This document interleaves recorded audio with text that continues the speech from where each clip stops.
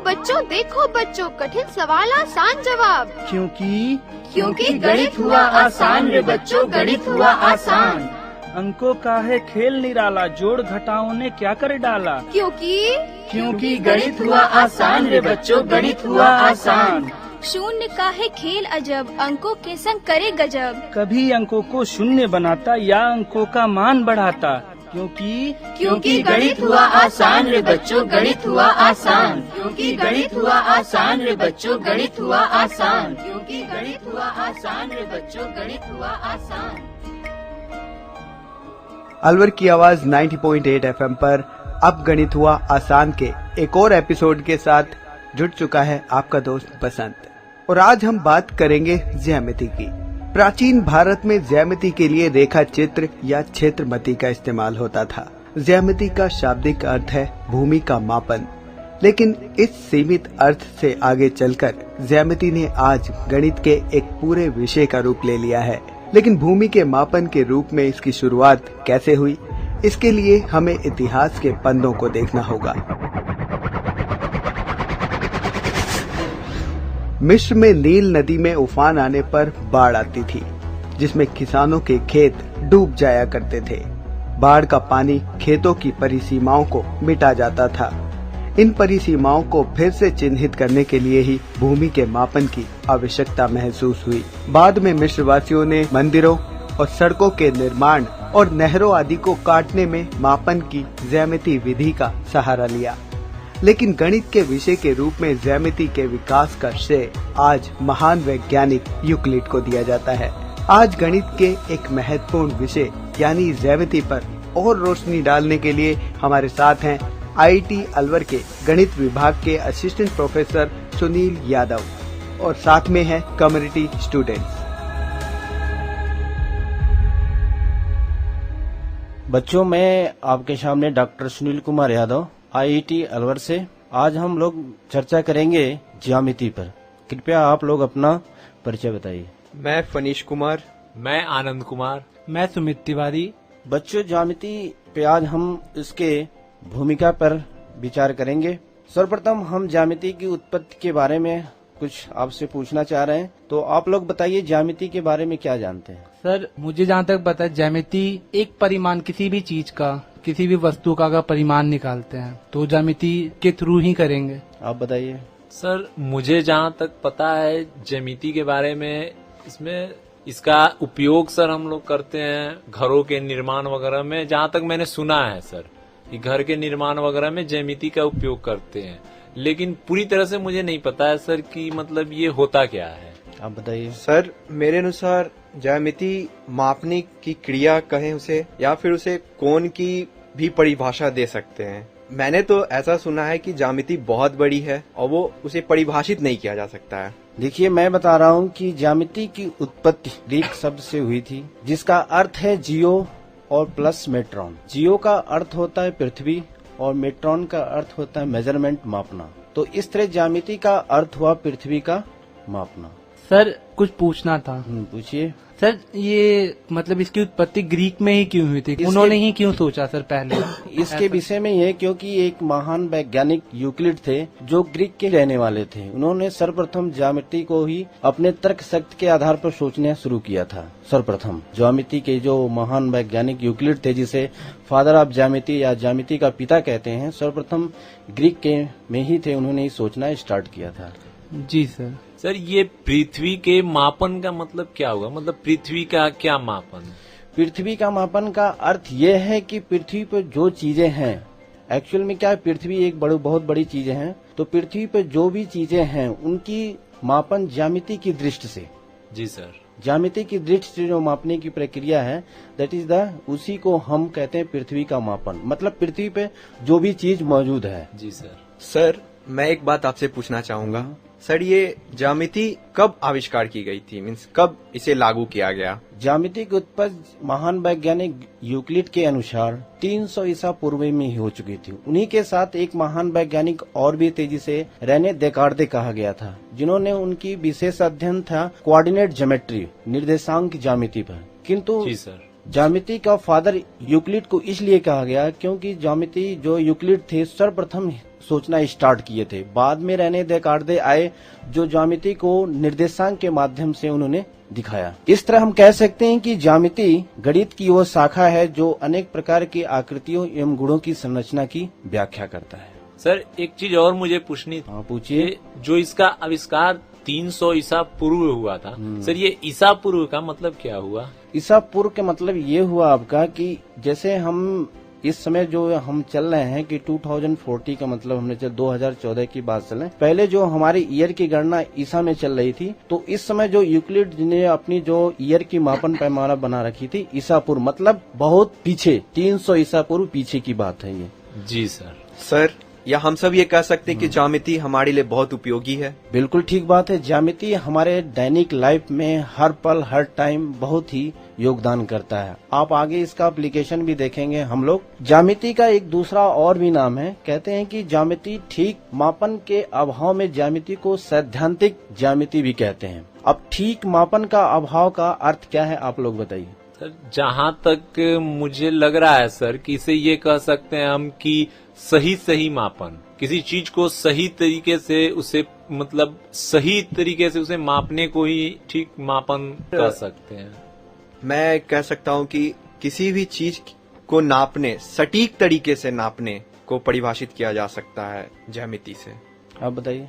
जी sir, मैं दोस्त फनीस के बातों से सहमत हूँ, मुझे भी यही लगता है सर। ठीक एकदम सटीक तरीके से नापा जा सकता है तो क्यों न इसे मेजरमेंट ज्यामिति कही गई, क्यों सैद्धांतिक ज्यामिति कहा गया। आपने जो यहाँ लिखा है कि ठीक मापन के अभाव में, तो इसमें ठीक मेजरमेंट वर्ड आना नहीं चाहिए, ठीक मेजरमेंट शब्द आना नहीं चाहिए। अगर ठीक से मेजरमेंट हुआ तो सैद्धांतिक नहीं होना चाहिए था। जी सर। सर मैंने तो ये भी अपने स्कूल में सुना है या शिक्षक गणों ने बताया कि जो ज्यामिति है वो कई सिद्धांतों पे काम करती है। तो हम ये कह सकते हैं कि वो सटीक तरीके से मापने की वह प्रक्रिया जिसमें इन सिद्धांतों का लागू होना जरूरी है, उसे हम ज्यामिति कहेंगे। आप बताइए। सर एक ये भी बोला जा सकता है कि हम इसमें सर हमेशा एक अप्रोक्सीमेशन लगाते हैं, कुछ जैसे अंदाजा कि ऐसा होगा, तो एक अप्रोक्सीमेशन होता है, उसी के आधार पे हम उस चीज को मेजर करते हैं, या तो हमें कुछ पता नहीं होता एक्यूरेटली। मेरे हिसाब से पहली बात ये है कि ज्यामिति में अप्रोक्सीमेशन शब्द आना ही नहीं है, क्योंकि ठीक मेजरमेंट ज्यामिति करती है, ज्यामिति का ठीक मेजरमेंट होता है। अब जो यहाँ पे लिखा गया है कि ठीक मेजरमेंट या ठीक मापन के अभाव में, ये एक बहुत बड़ी चीज है। ठीक है, ये बहुत ही हाई लेवल की चीज है जो शोध कार्यों में आज उपयुक्त किए जा रहे हैं। या अभी तक जो क्या लो लेवल पे या लोअर क्लासेस में या निचली कक्षा में जो ज्यामिति पढ़ाई जाती है, ठीक कोणों के आधार पे या त्रिभुजों के आधार पे हम उसका जो भी लंबाई चौड़ाई या आयत का निकाल सकते हैं। किंतु आगे जो इसके शोध कार्य हो रही है, ये ज्यामिति कई वर्गों में बढ़ चुकी हुई है, कई वर्गों में बांटी जा चुकी है, जिसे आप खुद जानते होंगे या नहीं, कि जिसे कहते हैं प्लेन ज्योमेट्री। एक सॉलिड ज्योमेट्री होता है, एक आपके पास प्लेन ज्योमेट्री समतल ज्योमेट्री, और एक होती है सॉलिड ज्योमेट्री। जी सर। जी। कुछ महान गणितज्ञों ने और भी दिया था जिसे कहते हैं रीमानियन ज्योमेट्री। तो वहाँ पे जो शोध कार्य चल रहे हैं, वहाँ पे क्या ये त्रिभुज या आपके पास कोण या ये चीजें, ये बहुत लोअर क्लास की चीज हो चुकी है। और ज्यामिति आज जो की ज्यामिति जो चल रही है, बहुत ही ऊंचे क्लास की ज्यामिति चल, जिसमें हम लोग खुद हमने काम शोध कार्य किया हुआ है अपने पीएचडी के दौरान। तो उसमें क्या होता है, कोई भी रिजल्ट जो ज्यामिति को हम बेसिक मान के चलते हैं, कोई भी रिजल्ट को हम बेसिक मान के चलते हैं, और उसी के आधार पर हम नए रिजल्ट को दिखाते हैं और उसे प्रूव करके भी दिखाते हैं। तो वहाँ पे क्या होता है कि वहाँ पे हम ना कोई कैलकुलेशन या कोई गणना नहीं करते हैं। आप नाम सुने होंगे परमे, कुछ ऐसे भी परमे आते हैं जो वहाँ पे उस प्रमेय को प्रूव करने या सिद्ध करने में हमें कैलकुलेशन की जरूरत नहीं पड़ती है, कुछ शब्दों में ही वो प्रूफ हो जाता है। जो अलजेब्रा बीजगणित में पढ़ाई जाती है, अलजेब्रा मतलब शब्दों में ही थ्योरम या प्रमेय वो प्रूव कर दिया जाता है, सिद्ध कर दिया जाता है। तो ऐसी ज्यामिति को ही हम कहते हैं कि सैद्धांतिक ज्यामिति है। जी सर।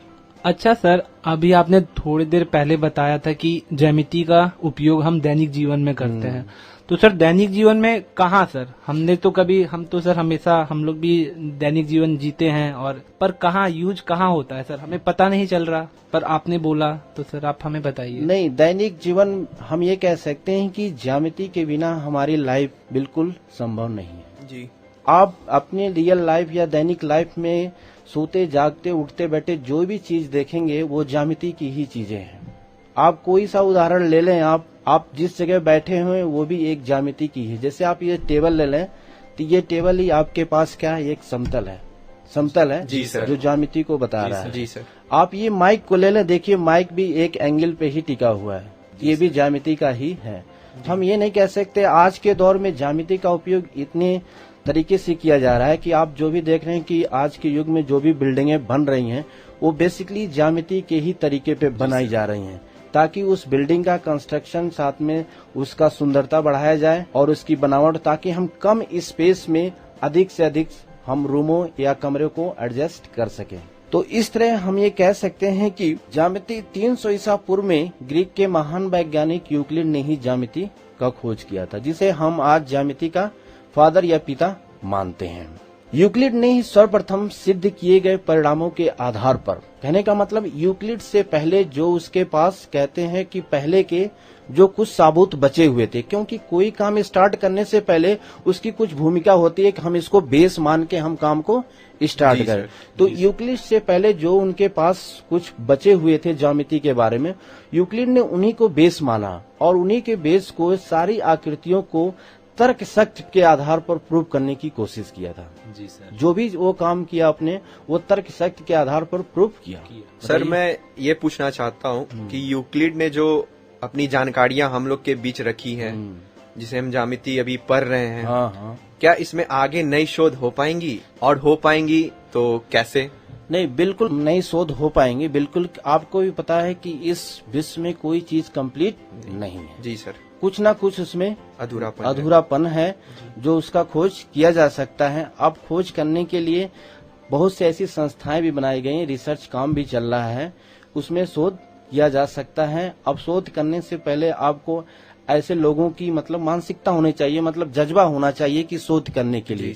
आजकल के क्या है, जो शोध कार्य कर रहे हैं कुछ नहीं, बस उनको पहले की जो भी उनके पास रिजल्ट या जो भी उनके पास परिणाम मौजूद है उसी को लोग के आगे काम कर देते हैं। तो हम ये नहीं कहते हैं कि ज्यामिति जो अपने आप में है वो एक पूरी चीज है, अभी भी वो अधूरी है, कहीं ना कहीं उसे और आगे बढ़ाया जा सकता है। तो सर हम तो ये भी कह सकते हैं कि ज्यामिति अनंत है। अनंत है बिल्कुल, क्योंकि ज्यामिति की कोई लिमिट ही नहीं है।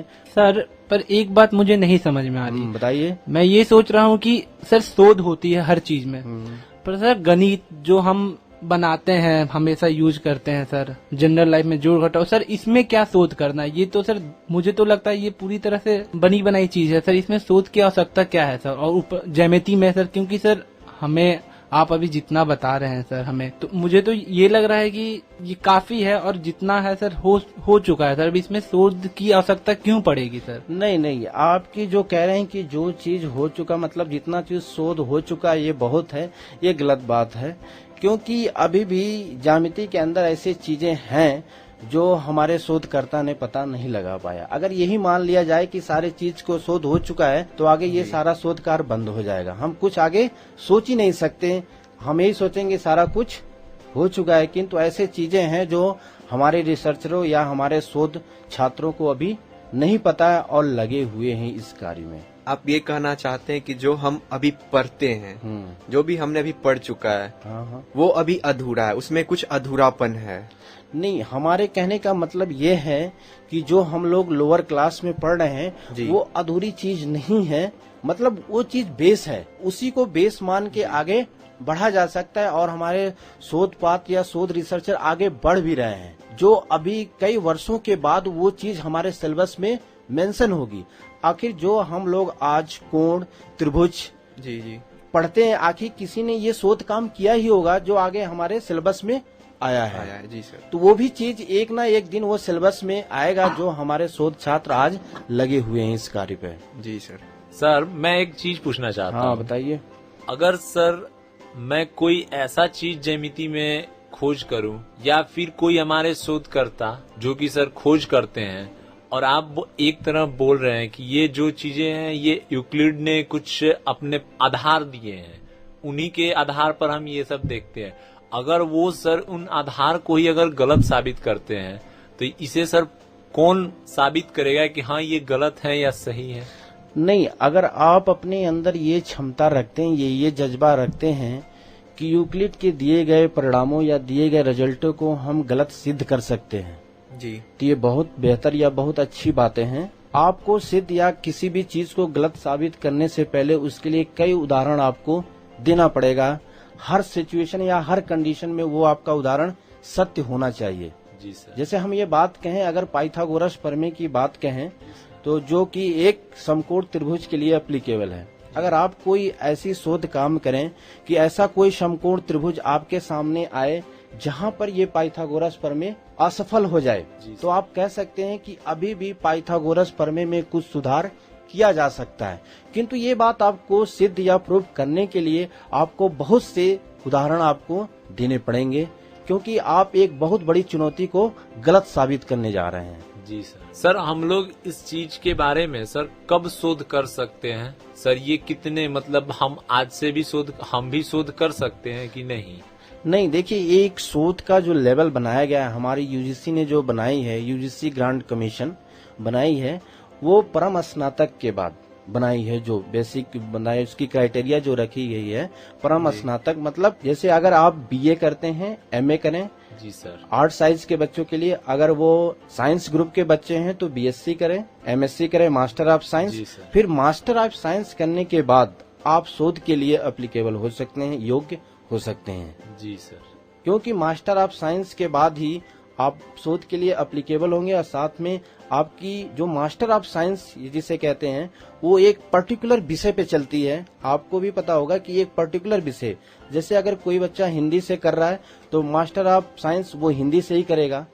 अगर कोई इतिहास से कर रहा है तो इतिहास से करेगा। अगर कोई गणित से कर रहा है तो उसे केवल स्नातक या परम स्नातक में उसे केवल गणित ही पढ़नी है, गणित के अलावा और उसे कुछ नहीं पढ़नी है। तो वहाँ पे परम स्नातक एक ऐसे स्टेज हो जाता है। उसके बाद क्या होती है, ये क्लास या कक्षा की पढ़ाई खत्म हो जाती है। जो हमारी क्लास या कक्षा की पढ़ाई चलती है वो केवल परम स्नातक या एमएससी या एमए लेवल तक ही चलती। उसके बाद आपको खुद सोचना रहता है कि हम क्या करें, क्योंकि उसके बाद आप पूर्ण रूप से पढ़ चुके होते हैं। उसके आगे कोई पढ़ाई नहीं है, क्योंकि उसके बाद अभी रिसर्च काम शुरू होना है। आप अब क्या करेंगे आगे, क्योंकि आपकी बैकग्राउंड, आपकी भूमिका बना दी गई है। अब इस फील्ड में आप आगे क्या करने हैं, जी सर, ये आप खुद डिसाइड करेंगे। और जहां तक बात है पीएचडी या शोध कार्य करने के लिए, तो हमारी यूजीसी ग्रांट कमीशन ने 2 तरीके से शोध कार्य कराती है। पहला ये तो कि एक तो प्रत्येक यूनिवर्सिटी अपना रिटन टेस्ट लेती है, पीएचडी करने के लिए रिटन टेस्ट लेती है। अगर आप उसमें क्वालिफाई होते हैं तो शोध के लिए एप्लीकेबल मानी जाती है। दूसरा तरीका ये है कि आज जो यूनिवर्सिटी ग्रांट कमीशन नेट, जो नेशनल एलिजिबिलिटी टेस्ट कहते हैं, वो उसकी परीक्षा कराती है। अगर आप उसको क्वालिफाई कर ले जाते हैं तो आप कहीं किसी भी यूनिवर्सिटी से पीएचडी कर सकते हैं। जी सर। सर तो आपने अभी थोड़ी देर पहले कहा कि आपके अनुसार मतलब हम ये कह सकते हैं कि ज्यामिति 3 प्रकार के होते हैं, समतल ज्यामिति और सर और आपने 2 और नाम बताए थे, ठोस ज्यामिति, ठोस ज्यामिति, यूक्लिडियन ज्योमेट्री और यूक्लिडियन ज्यामिति। सर क्या आप मतलब इसके बारे में मतलब मुझे कुछ बता सकते हैं? हाँ, इसके बारे में अभी मैं आपको बताऊंगा। वैसे ये मेरे कहने का मतलब नहीं है कि ज्योमेट्री 3 ही है, क्योंकि यूक्लिड के बाद जितने भी गणितज्ञ आए, जितने भी महान वैज्ञानिक आए मैथ में, जो चीज उन्होंने नया किया वो अपने नाम पे रखते चले गए जी। जो कुछ भी उन्होंने नया किया वो अपने नाम पे ही रखते चले गए। तो हम ये नहीं कह रहे हैं कि बेसिकली ज्योमेट्री हमारी 3 ही प्रकार की होती है। जी सर। क्योंकि आगे हायर कक्षाओं में ज्यामिति बहुत ही ब्रॉड लेवल की है, क्योंकि ज्यामिति एक रीमान ज्योमेट्री होती है, एक आती है यूक्लिडियन ज्योमेट्री, एक रियल ज्योमेट्री भी आ जा सकती। तो हम ये नहीं कह सकते हैं कि ज्योमेट्री हमारी प्लेन ज्योमेट्री और सॉलिड ज्योमेट्री होती है। बेसिकली तो प्लेन ही ज्योमेट्री है कि प्लेन और ज्योमेट्री। अब उसी में कई पार्ट हो जाते हैं, क्योंकि जैसे जैसे गणितज्ञ आए कुछ अपना नए काम किए वो अपने नाम पे रखते चले गए। तो महान वैज्ञानिक जो यूक्लिड थे और रेने देकार्तेस साहब थे, वो भी एक महान गणितज्ञ थे जो ज्यामिति के। उन्होंने अपने किए गए पिछले कार्यों के आधार पर कुछ कंक्लूजन या कुछ मुख्य बिंदु निकाला कि ज्यामिति के कौन कौन से मुख्य बिंदु होने चाहिए। तो उनके सामने निकल के आया कि ज्योमेट्री के मुख्य 3 बिंदु हैं जो बेसिक शब्द हैं। पहला शब्द आया कि बिंदु, दूसरा शब्द आया आपके पास रेखा जिसे लाइन कहते हैं, और तीसरा शब्द आया जिसे समतल या प्लेन कहते हैं। ये 3 शब्द उनके सामने आया। उन्होंने कहा कि ये 3 शब्द ज्यामिति के सबसे महत्वपूर्ण शब्द हैं। विदाउट मतलब इसके इन 3 शब्दों के बिना ज्यामिति अधूरी है। इन्होंने इसलिए कहा कि ये तीनों शब्द ऐसे हैं जो किसी भी शब्द से ऐसे नहीं हुए जो तीनों शब्द को डिफाइन या परिभाषित कर दे, जबकि ये तीनों शब्द किसी अन्य आकृति को परिभाषित करने के लिए सक्षम हैं। इसलिए यूक्लिड ने कहा कि ये तीनों शब्द ज्यामिति की रीढ़ मानी जाती है, जिसे कहते हैं ज्यामिति की रीढ़। जी सर। तो आप कोई बताए कि इस बिंदु या पॉइंट का मतलब क्या है, आप बताइए। सर बिंदु मतलब एक छोटा सा पॉइंट, मतलब जिसका व्यास नहीं हो। आप बताइए।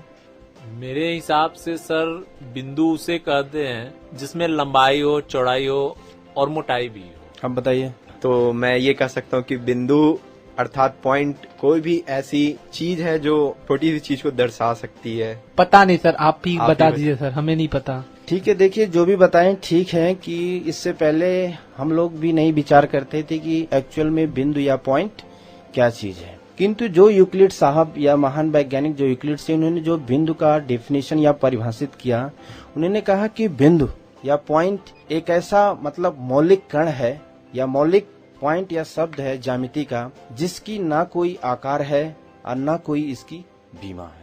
ना कोई आकार है ना उसकी कोई बीमा है। ये केवल पोजीशन या स्थिति को बताता है कि वो ऑब्जेक्ट कहाँ है। जी सर। ये केवल ऑब्जेक्ट को बताता है कि वो कहाँ है। इसकी ना कोई बीमा है ना कोई आकार। जस्ट लाइक ए पॉइंट, जैसे हम प्लेन पेपर पर अगर पेन का डॉट रखते हैं तो एक पॉइंट बनता है, तो हम कह लें कि वो पॉइंट बनता है। अगर कस के दबाएं तो भी उसकी कोई आकार बन जाएगा। किंतु यूक्लिड साहब ने कहा कि पॉइंट ऐसी चीज है जिसकी ना कोई आकार है ना कोई बीमा। हम कितना भी छोटा अगर पॉइंट लगाना चाहें तो उसकी बीमा या कोई इसका आकार बन जाएगा। तो हम ये कह लें कि पॉइंट ऐसी चीज है जिसका ना कोई आकार ना बीमा, केवल ये ऑब्जेक्ट या की स्थिति को बताता है। जी सर। रियल लाइफ में कोई ऐसी एग्जांपल आप लोग बताइए जिसे हम पॉइंट मान के चलें। एक्चुअल में वो पॉइंट नहीं होगा किंतु अपनी डेली लाइफ में कहते हैं कि ये पॉइंट है। आप बताइए। सर मैं ये पूछ रहा था सर, बीमा का मतलब क्या होता है सर? बीमा का मतलब ये होता है जिसे कहते हैं यूनिट जिसकी इकाई या डायमेंशन। डायमेंशन का सेंस ये आ गया लंबाई, चौड़ाई, ऊंचाई। किसी चीज को अगर डायमेंशन का बेसिक डिफिनेशन या परिभाषा ये होता है किसी चीज को या स्पेस में किसी चीज को प्रदर्शित करने के लिए हमें कितने चीजों की आवश्यकता पड़ती है, दैट इज द उसी का वो डायमेंशन या बीमा कहलाता है। तो आप रियल लाइफ में कोई पॉइंट का कोई ऐसा उदाहरण बताइए जो आपके सामने आया। एक्चुअल में वो पॉइंट नहीं होगा किंतु हम इसे पॉइंट मान के चलते हैं कि ये पॉइंट है, बिकॉज क्योंकि ज्योमेट्री के अनुसार पॉइंट ऐसी चीज है जिसकी बीमा आना होनी चाहिए। सर हमारा जो पृथ्वी है तो हम लोग उसके बारे में पढ़ते हैं, ग्लोब पे उसे देखते हैं, तो ग्लोब पे इक्वेटर की एक लाइन होती है, तो एक पॉइंट हम लोग मानते हैं। उत्तरी कोण, दक्षिणी कोण, हमने पृथ्वी पे इसे निशान बना कर रखा है कि ये एक पॉइंट है, ये एक बिंदु है। बिल्कुल सही बात है सर। तो ये हम इन दोनों को बिंदु के रूप में ले सकते हैं। बिल्कुल सही बात है। आप बताइए। क्या सर हम जब गणित पढ़ते हैं तो उसमें सर हम सांख्यिकी में ग्राफ पेपर का यूज करते हैं, तो वहां पर सर हम अगर कोई अंक हो, जैसे अगर 4 और 5 हमारे आ रहे हैं, एक्स अक्ष पर हम 4 दिखाते हैं और वाई अक्ष पर अगर हम 5 दिखाते हैं, तो उसे दर्शाने के लिए भी सर हमें सर ने बताया है कि आप एक बिंदु लगा दें वहां पेंसिल से कि इस बिंदु पर ये दोनों रेखाएं मिल रही हैं, और उसे हम सर बिंदु के द्वारा दर्शाते हैं। तो मतलब उसे हम कह सकते हैं कि हाँ ये एक पॉइंट है या पॉइंट या बिंदु है सर। आप बताइए। सर मैं सर दोस्त फनीस और आनंद दोनों की बातों से पूरी तरह से सहमत हूँ, मुझे भी यही लगता है सर।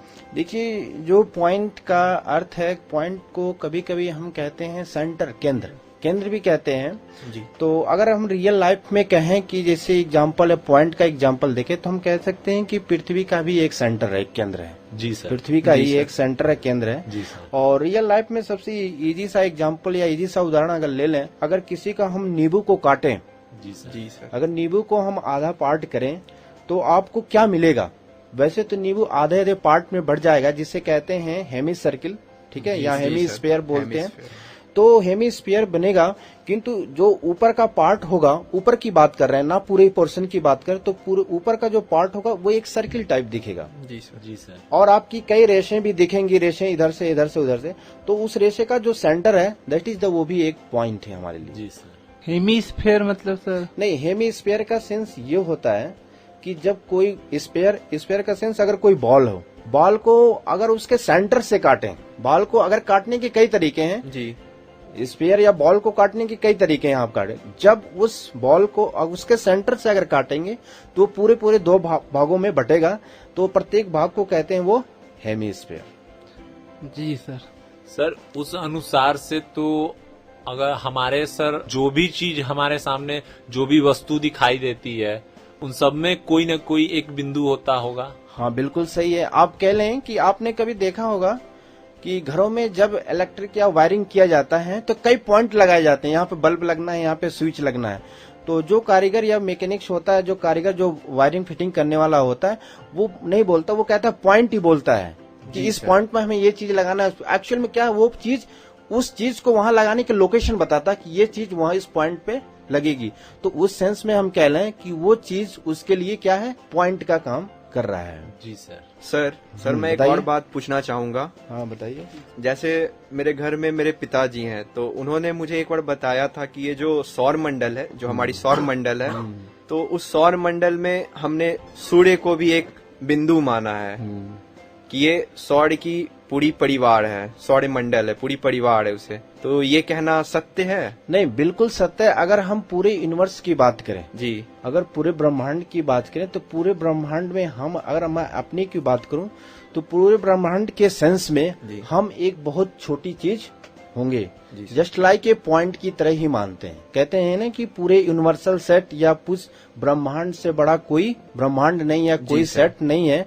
तो अगर उस सेट में हम बिलोंग कर रहे हैं और उस सेट में कोई एलिमेंट या कोई चीज नहीं है, तो हम उसके लिए एक पॉइंट के तरह ट्रीट होंगे। जैसे कोई चीज, अगर कोई रॉकेट या कोई हेलीकॉप्टर ऊपर जाता है तो जब तक वो पास रहता है काफी बड़ा दिखता है, जैसे जैसे इसकी ऊंचाई बढ़ती जाती है तो एक पॉइंट की तरह प्रतीत होने लगता है। तो वो उसके लिए वो पॉइंट की तरह ट्रीट हुआ। तो सर सौर मंडल में जो सूर्य है वो एक बिंदु है, एक बिंदु है, केंद्र है। केंद्र है। जी सर।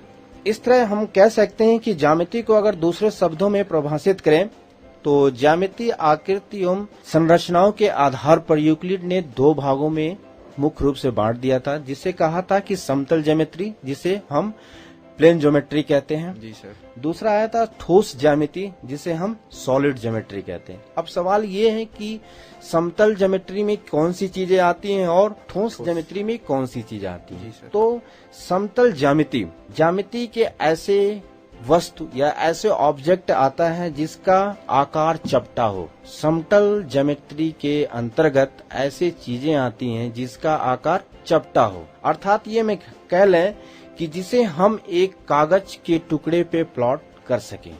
जी सर। कागज के टुकड़े पे प्लॉट कर सकते। तो ऐसे कितने रियल लाइफ में एग्जाम्पल हैं जिसे आप एक कागज के टुकड़े पे प्लॉट कर सकते हैं।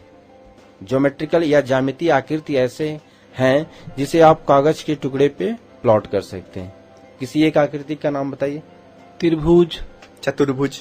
और बताइए सर बहुभुज, बहुत भुजाओं वाली जो आकृति होती है। और बताइए। वृत्त, रेखा, लाइन, ये सब सारी जो चीजें हैं वो प्लेन ज्योमेट्री के अंतर्गत आती हैं। जी सर। अब इसका दूसरा पार्ट जिसे ठोस ज्योमेट्री या सॉलिड ज्योमेट्री कहते हैं, ऐसे आकृति आते हैं जिसकी बीमा 3 होती है, जिसकी डायमेंशन 3 होती है, जिसका डायमेंशन 3 होनी चाहिए। ये ऐसे आकृति जिसकी डायमेंशन 3 हो या 3 से अधिक, तो ये सारे चीज ठोस ज्योमेट्री के अंतर्गत आते हैं। तो कोई एक ठोस ज्योमेट्री की नाम बताइए। घन। और बताइए। घनाभ सर। और बताइए। हमें तो इतना ही पता था सर, अब आप बता दीजिए सर। स्फीयर हुआ आपके सामने, सिलेंडर हुआ, प्रिज्म हुआ, बहुत से ऐसे चीजें हैं कि जो इसकी डायमेंशन 3 या 3 से अधिक हो गए तो उसे ठोस ज्योमेट्री के अंतर्गत रखा जा सकता है। सर बेलन भी ठोसी ज्योमेट्री में आएगी? हाँ, बेलन ही सिलेंडर है, इसमें इस वे भी ठोस ज्योमेट्री के अंतर्गत आई। अब हम ज्यामिति के कुछ दैनिक लाइफ में कुछ हम उपयोगिता के बारे पे विचार कर रहे हैं। तो आप जैसे जानते हैं कि इंजीनियरिंग एवं आर्किटेक्चर जी सर के क्षेत्र में ज्यामिति किस तरह हमारे जीवन को योगदान कर रही है। आप कभी भी शहरों में जाते हैं तो आपने देखा होगा कि बहुत बड़ी बड़ी पुलें बनाई जाती हैं। जी ये सारी चीजें या बहुत बड़े बड़े टावर को खड़ा किया जाता है। तो उसका ये नहीं होता है कि हम अपने मन से जिस तरह चाहें उस तरह पुलों को बना दें या टावर को खड़ा कर दें। उनको बनाने के लिए कुछ स्पेशल स्ट्रक्चर या कुछ स्पेशल आकृतियां दिए जाते हैं कि आप टावर को बनानी है तो इस तरह के बनाएंगे, पुल को बनाना है तो इस तरीके से हमें। तो पुलों के जब भी आपने देखा होगा पुलों पे, तो पुलों के जो दीवारें होती उस पे कई प्रकार की आकृतियां बनी रहती है, कई प्रकार की आकृतियां बनी होती है। ये नहीं होता है कि एक ही पुले पे हर आकृतियां बनी होती। आप अगर अलवर सिटी में जाएंगे तो वहाँ पे देखेंगे पुलों पे कुछ और आकृतियां बनी रहती हैं। जयपुर में जाएंगे तो वहाँ पे देखेंगे पुलों में कुछ और भी आकृतियां बने। तो इन आकृतियों का आपके लिए क्या सेंस है? क्या इंजीनियर इसी तरह बना देता है इसे शोभा बढ़ाने के लिए, या किसका कुछ दैनिक लाइफ से महत्वपूर्ण होता है? आप बताइए सर। मुझे तो लगता है कि उन लोगों को मतलब ऐसे ही वो बना देते हैं। मैंने आज तक तो कभी यही देखा है कि हाँ बहुत सुंदर सुंदर आकृतियां बनाते हैं ताकि लोग मतलब उससे आकर्षित हो। आप बताइए सर। मैंने भी बहुत भवनों और पुलों को देखा है, तो उनकी आकृतियों को देखकर बस मुझे यही लगता है कि या तो उनकी उससे शोभा सुंदरता को निखारा जा रहा है, या फिर उसकी जो क्षमता है, जो उसकी स्ट्रेंथ है, उसको बरकरार रखने के लिए उन आकृतियों को दिया जाता है। सर मेरे हिसाब से सर उनका कुछ परिमाण और कुछ सोचते हैं सर, क्योंकि कोई भी चीज को जब हमें अस्थायी करना हो तो वो कुछ ज्यामिति का ही प्रयोग करके हम कुछ बनाते हैं। क्योंकि आपने अभी तक हमें जितना बताया और हम जितना आपसे सीखे हैं सर, उससे हमें इतना लगता है कि सर अगर कोई भी चीज बन रही है तो इसमें जरूर ज्यामिति का प्रयोग किया गया है, वरना इसे बनाना मेरे हिसाब से तो सर अभी मैंने जितना पढ़ा और आपने बताया सर, लगता है असंभव है। सर मुझे तो कभी कभी ऐसा लगता है कि ये आकृतियां जो होती हैं वो सुंदरता तो देती हैं, मगर कभी कभी मुझे ऐसा लगता है कि उन्हें इस्तेमाल किया जाता है उनको ठोस करने के लिए, उनकी मजबूती देने के लिए। तो मैं ये भी कह सकता हूँ कि उनकी मजबूती के लिए ये आकृतियां दी जाती हैं। नहीं, देखिए हम बता रहे हैं कि जहाँ तक ज्यामिति हमारे दैनिक लाइफ में जो चीजें हैं, पुलों के निर्माण में प्रयोग किए जाने वाले ज्यामिति आकृति जैसे हुआ आपके पास त्रिभुज, बहुभुज, स्वर्गांशम त्रिभुज, समरूप त्रिभुज, ये सारे चीजें आप पुलों की दीवारों पे बने देखते हैं। ये हमारे जीवन में बहुत बड़ी योगदान करती हैं। ये आकृतियां पुल को अस्थायी एवं अधिक मात्रा में तनाव एवं भार को सहने योग्य बनाती हैं। जी सर। आपको भी पता होगा कि पुलों पे कितने टन के ट्रकें या कितने ओवरमाल आपको किया जाता है। ये सब चीजें उस पुल को भार सहने योग्य बनाई जाती है। जी सर। इसके अलावा हम भवन निर्माण में देखें कि ज्यामिति दो तरीके से अपना योगदान हमारे जीवन लाइफ में कर रही है। एक वह कह सकते हैं कि जो भवनों को संरचना या बनावट को अस्थायी बनाने में, दूसरी उसकी सुंदरता को बढ़ाने में। तो इस तरह पूरी कॉन्क्लूजन या पूरा निचोड़ ये निकल रहा है कि हम कह सकते हैं कि ज्यामिति संसार के बारे में सोचने एवं देखने का तरीका है जो आज भी ज्यामिति, प्रकृति, कला और संस्कृत में मौजूद है। ठीक है बच्चे, आज के लिए इतना ही है। नेक्स्ट एपिसोड में ज्यामिति की और भी चीजें बताएंगे। जो यूक्लिड साहब ने 3 बिंदु की जिक्र किया था, बिंदु, रेखा और लाइन की, इसकी हम चर्चा अगले एपिसोड में आप लोग से करेंगे। धन्यवाद सर। Thank you sir.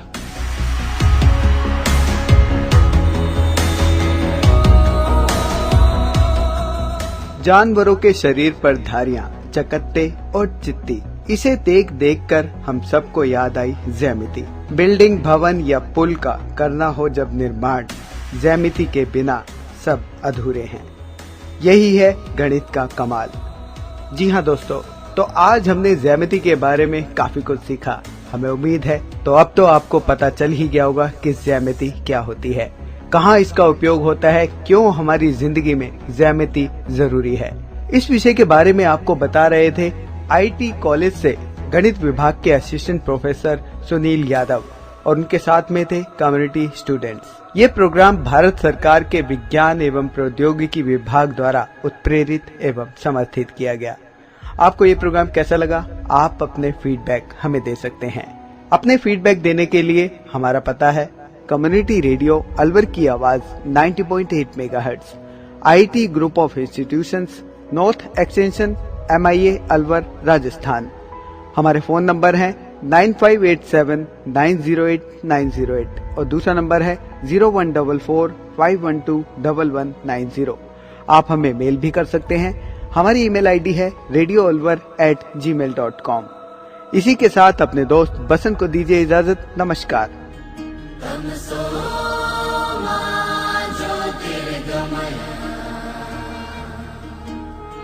तमसो